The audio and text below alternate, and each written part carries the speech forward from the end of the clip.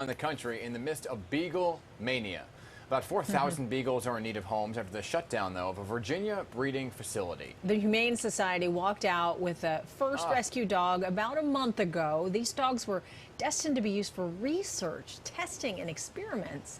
Now the often bewildered and frightened animals are on their way, oh my goodness, to their affiliated organizations that will make sure they're healthy and put them up for adoption. Now, one of the organizations is the SPCA of Westchester. Executive Director Shannon Laukhuf. She is joining us now. Shannon, good to see you this morning. And who do you have with you this morning? Oh, hello, so cute. It's Beagle Party over here. We love a Beagle party. It's a party we want to be invited to.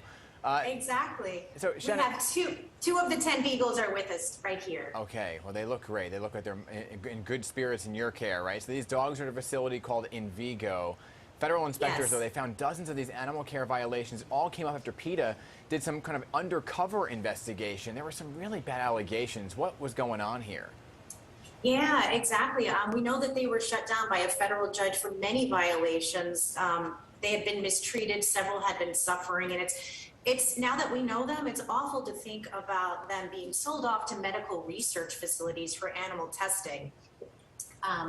HSUS actually approached us and asked us to help, and on Wednesday evening we sent our staff down to Vigo in Virginia, and we rounded up these guys. They're all males and they're all 11 months old, and we arrived back here on Wednesday evening, and as you can imagine, all were very shut down and very nervous, and slowly but surely their little personalities are shining. Yeah. It's exciting to see them start to blossom. Yeah, we were showing video earlier of some of your people taking a dog out of a van after arriving.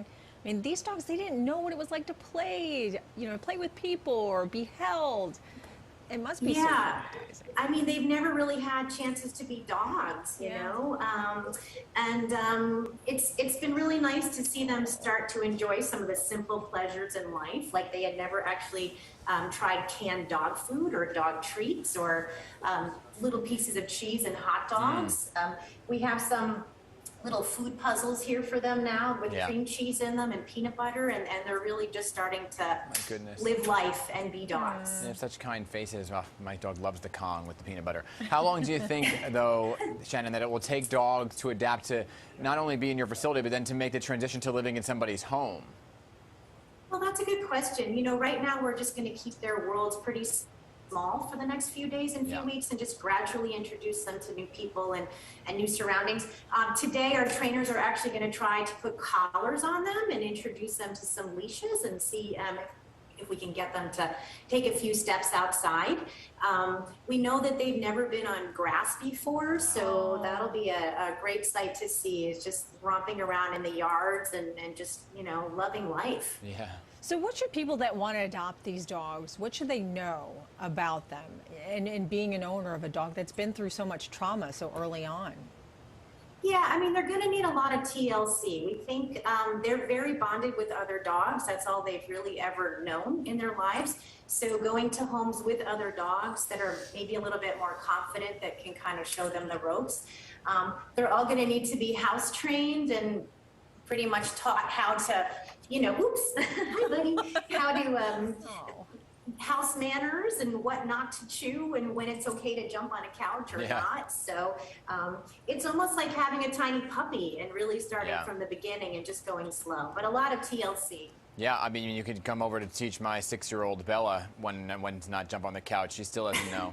But here's the thing. So many people, I'm sure you're not going to have any trouble getting those 10 adopted, right? Once it does come to that. How has the interest been coming into you guys so far?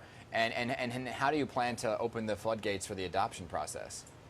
Well, we've actually had over 200 applications so far for just the 10 dogs. So it's been pretty amazing. And what we're going to do is we're going to go through the applications. We're going to get to know the dogs a little bit. They still have to have a quarantine period and be neutered and seen by our vet. So we're going to match them up with the the best families that we think are best equipped and obviously have quiet homes. And anyone who is interested, we'll review all the applications, can go onto our website, SPCAWestchester.org, and send in an application. And please be patient with our staff. They are obviously very busy, but we will eventually get back to everybody. Well, I'm sure you won't have any trouble at all. Shannon Laukhuf, appreciate your time this morning. And Thank best you of so luck to much. you. Oh, Bye, guys. Oh my goodness, the faces. Did you name them or no? Oh, well, this is kind of funny. Our staff was having a group chat, and Beagle seemed to autocorrect to Bagel. So sadly, they all have only ever been known by the tattoos in their little ears. So we're now going to name them after Bagels, Poppy and Sesame and Cinnamon. Oh my gosh, I love that idea. That's That'll be great. fun. I love That it. is a great idea. Yeah. They're so sweet. Love that face. They really are. Our Alex Lee has a beagle. Oh, please. She's melting right now. She's a puddle. She's just a puddle somewhere. She's like, let me take them all. I know. Again, thanks so much for your time. Thank you so much. And what you do, too. Yeah, Jeez, really. such I great love it. work. All right. See you later. Whole wheat everything.